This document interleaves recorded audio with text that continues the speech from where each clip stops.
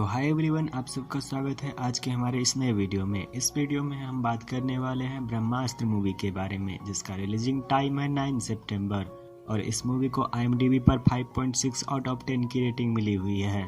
तो बिना किसी देरी की कहानी को शुरुआत करते हैं। कहानी की शुरुआत में अमिताभ बच्चन के आवाज में हमें यह पता चलता है कि आज से सदियों पहले ऋषि मुनियों ने भगवान को खुश करने के लिए महायज्ञ किया था और उस महायज्ञ में खुश होकर भगवान शिव ने सभी ऋषि मुनियों को वरदान दिया था। भगवान शिव ने वरदान में बहुत सारे विभिन्न प्रकार के अस्त्र दिया था। किसी को नंदी अस्त्र मिला था, किसी को जल अस्त्र मिला था, तो किसी को वानर अस्त्र और भी अलग अलग तरह के अस्त्र वरदान में दिए थे और इसे ब्रह्मांश का नाम दिया गया था। ब्रह्मजोर अंश ब्रह्मांश। सदियों बीतती गई और ये अस्त्र उनके पूर्वजों से उनकी औलादों को मिलती गई, लेकिन इन सभी अस्त्रों में से एक अस्त्र ऐसा था जो सबसे शक्तिशाली था, जिसका नाम था ब्रह्मास्त्र। यह अस्त्र बाकी सभी अस्त्रों से बहुत ज़्यादा प्रभावशाली और शक्तिशाली था। इसकी ताकत का कोई तोड़ नहीं था। इसी कारण सभी ऋषि मुनियों ने अपनी शक्ति का प्रयोग कर इसे एक छोटे से पत्थर में कैद कर दिया था। लेकिन इस पत्थर को पाने के लिए ऋषि मुनियों के ग्रुप में ही एक व्यक्ति के मन में लालच पैदा हो गया था। इसके आगे हमें दिखाया जाता है प्रेजेंट टाइम की कहानी, यानी कि वर्तमान समय की, जहां पर हम एक साइंटिस्ट को देखते हैं जिसका रोल शाहरुख खान ने निभाया है और इस कहानी में इनका नाम मोहन होता है। यहाँ पर हमें यह पता चलता है कि जिस पत्थर में ब्रह्मास्त्र को कैद किया गया था उसको 3 भागों में बांट दिया गया है ताकि कोई उसका गलत उपयोग न कर सके। अब इन तीनों टुकड़ों में से एक टुकड़ा मोहन के पास था, लेकिन मोहन से यह पत्थर का टुकड़ा छीनने के लिए वहां पर कुछ गुंडे आ जाते हैं जिनका नाम होता है जोर और रफ्तार। अब मोहन उस पत्थर को छुपाने के लिए अपने खून का इस्तेमाल करता है, क्योंकि वो टुकड़ा अपने ऑनर के खून से असली रूप में आ जाता था। अब मोहन उसे एक दूरबीन में बदल देता है। काफी देर ढूंढने के बाद जब और जोर और रफ्तार को वो टुकड़ा नहीं मिलता है, तब जाकर वो दोनों मोहन को टॉर्चर करने लगता है। लेकिन मोहन के पास वानर शस्त्र था जो काफी शरारती था, जिसके कारण मोहन किसी तरह से वहां से जान बचाकर निकल जाता है। थोड़ी देर के बाद मोहन उसी जगह पर फिर से वापस आ जाता है, यह सोचकर कि सब कुछ शांत हो चुका होगा। लेकिन वहां पर इसका उल्टा हो जाता है। मतलब वहां पर जोर और रफ्तार का बॉस आ चुका था, जिसका नाम जुनून था और उनके पास भी अग्नि शस्त्र की शक्ति थी। जुनून अपने शक्ति से मोहन को सम्मोहित कर देती है और उससे पूछती है कि बाकी 2 टुकड़े कहाँ पर है। और यहाँ पर बताया जाता है कि दूसरा टुकड़ा काशी में अनिल शेट्टी के पास है और तीसरा टुकड़ा हिमाचल में गुरु के पास में है। अब ये गुरु कौन है, ये जानने से पहले उसका सम्मोहन टूट जाता है और मोहन अपनी जान दे देता है ताकि ये राज उसी के साथ समाप्त हो जाए और किसी को इसके बारे में कुछ पता ना चल सके। और अब कहानी आती है इस मूवी के हीरो पर, जिसका नाम था शिवा, जिसका रोल निभाया है रणबीर कपूर ने, जो पेशे से एक डीजे ऑपरेटर था।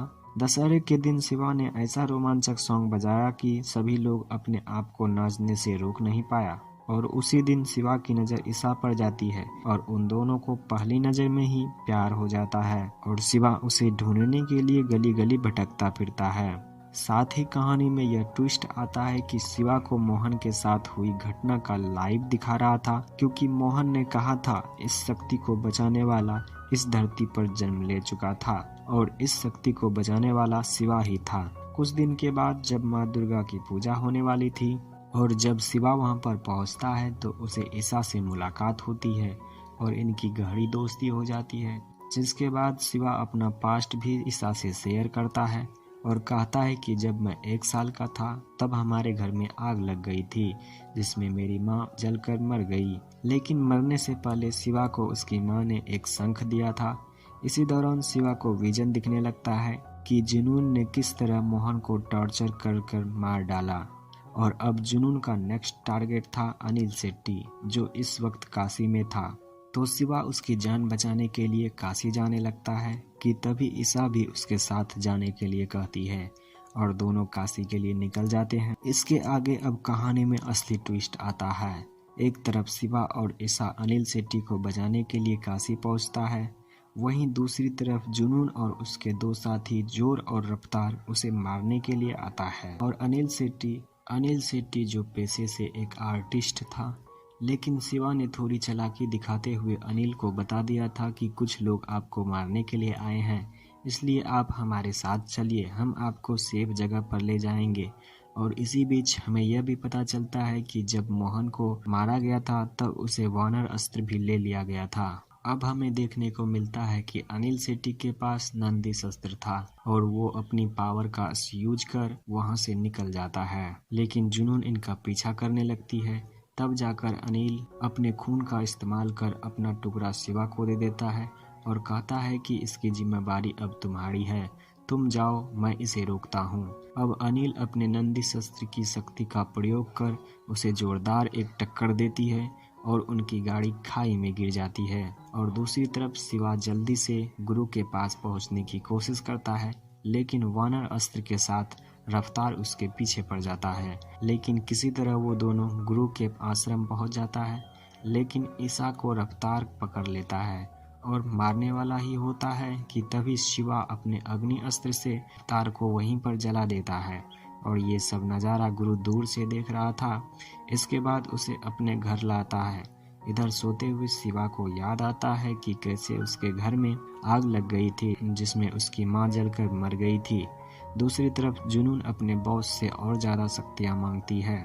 यहाँ पर जुनून का बॉस वही आदमी होता है जिन्होंने गद्दारी करके उस ब्रह्मास्त्र को पाने की कोशिश की थी। अब आगे दिखाया जाता है कि गुरु के आश्रम में ब्रह्मांड के सभी लोग आ जाते हैं और इस आने वाली घटना को रोकने की तरकीब निकाल रहे होते हैं। अब यहाँ पर यह पता चलता है कि इन लोगों को भी विजन आ रहे थे। तभी शिवा की आंख खुल जाती है और वो 5 और लोगों के साथ एक बोट में बैठ जाता है, क्योंकि इस आश्रम में नेटवर्क सिर्फ उसी जगह पर आती थी। और जब शिवा घर के अंदर जाता है तो गुरु उसे बताता है कि कैसे ऋषि मुनियों ने सदियों पहले ब्रह्मास्त्र को प्राप्त किया था और उसके साथ हुई पूरी घटना को भी बताता है। और यह भी बताता है कि कैसे एक ऋषि मुनि जिसका नाम देव था उसे पाने के लिए कुछ भी कर सकता था, इसलिए उसे खत्म करके ब्रह्मास्त्र को एक पत्थर में कैद करके 3 भागों में बांट दिया था। लेकिन शिवा उसे कहता है कि ये लड़ाई आप लोगों की है, आप लोगों ने इसे शुरू किया था, आप लोगों के पास तो पावर भी है, मेरे पास तो कुछ भी नहीं है, फिर मैं ही क्यों। तब गुरु उसे बताता है कि क्या तुम्हें हर किसी के मौत का विजन दिखाई नहीं देता, क्या तुम्हें यादें नहीं सताती, अगर तुम ये जानना चाहते हो तो मेरे साथ आ जाओ। और तब शुरू होती है शिवा की ट्रेनिंग। वो अपने 5 लोगों के साथ मिलकर अपने पावर को जगाने की कोशिश करता है और उन 5 लोगों के पास भी अलग अलग अस्त्र थे और एक के पास संजीवनी अस्त्र था जो शरीर के घाव को जल्दी भर सकता था। रात को सोते वक्त फिर शिवा को विजन आने लगता है कि जुनून ने अपनी ताकत बढ़ा ली है और उसके पीछे आ रही है। लेकिन तब गुरु उससे कहता है कि आखिर क्यों ये सब लोग तुम्हारे पीछे पड़े हैं।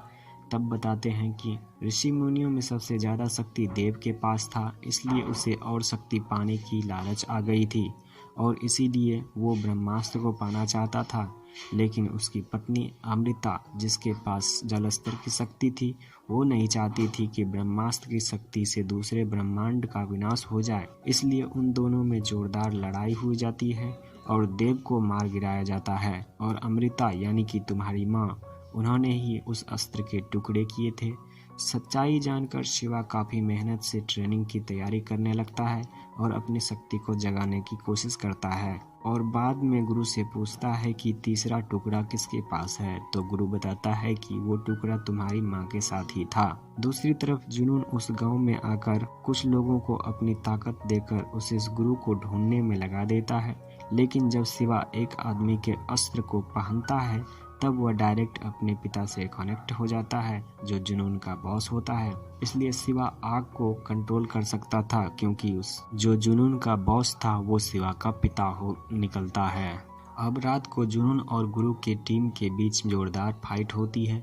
इसके बाद हमें यह पता चलता है कि वो तीसरा टुकड़ा शंख ही था जो शिवा को मरते वक्त उसकी माँ ने दिया था और शिवा के खून के बहन से वो अपने असली रूप में आ जाता है। और जुनून के पास तीनों टुकड़ा था जो ब्रह्मास्त्र को एक्टिव कर देती है और इससे धरती का विनाश होने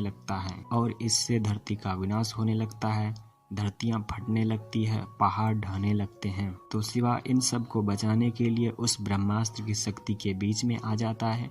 धीरे धीरे वह इस ब्रह्मास्त्र की शक्ति को कंट्रोल कर लेता है और आखिर में बन जाता है ब्रह्मास्त्र। और इसी के साथ कहानी समाप्त हो जाती है। और लास्ट के सीन में हमें पता चलता है कि ब्रह्मास्त्र की शक्ति से उसके पिता भी मुक्त हो जाते हैं, जो कि सदियों से ऋषि मुनियों के समय से ही पत्थर के रूप में गठित थे। तो हे गाइस, आपको ये वीडियो कैसी लगी प्लीज़ कमेंट करके ज़रूर बताना। और अगर आप चैनल पर नए आए हो तो प्लीज़ चैनल को सब्सक्राइब करके बेल आइकन को प्रेस जरूर कर देना, ताकि आपको नई वीडियो का नोटिफिकेशन बहुत जल्द मिल सके। फिर मिलता हूँ किसी नेक्स्ट वीडियो में, तब तक के लिए जय हिंद, गुड बाय।